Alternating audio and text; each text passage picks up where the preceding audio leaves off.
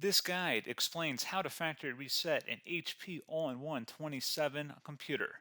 Follow these steps to restore factory settings and refresh your Windows installation. So this should hopefully be a pretty straightforward process, guys, and without further ado, let's go ahead and jump right into it. It's supposed to not delete your personal files.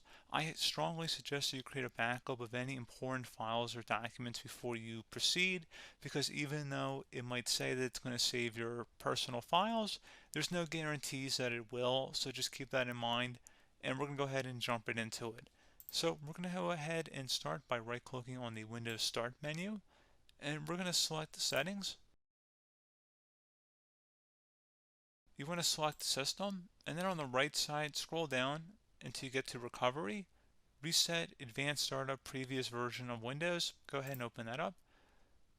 So we're going to start by going underneath Recovery Options, reset this PC, choose to keep or remove your personal files, then reinstall Windows. Go ahead and select Reset PC. Underneath Choose an option, Keep My Files removes apps and settings but keeps your personal files. Now, like I said, there's no guarantee, but you still want to create a backup, but we are going to select that for today's tutorial here. And it's going to ask how would you like to reinstall Windows. I usually do a local reinstall, so that's what I'm going to select. And current settings is going to reinstall Windows from this device, and then we're going to select next again. This shouldn't take too long here, guys.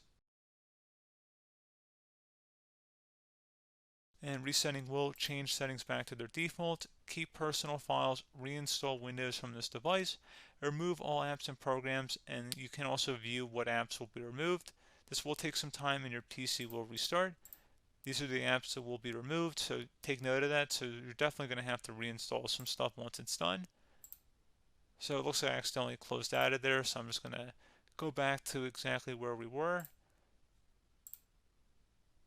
And we're just going to go ahead and proceed with the reset here and select reset.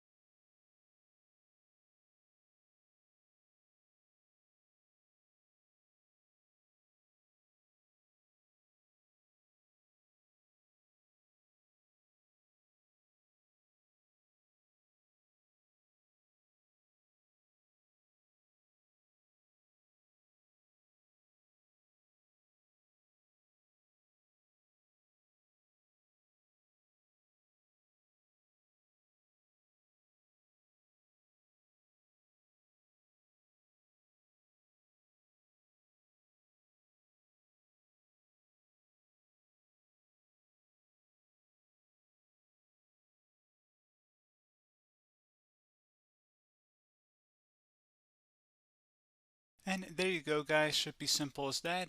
Go ahead and reinstall any of the applications that were removed. You can see a list of them by clicking on the link that's going to be on our desktop here.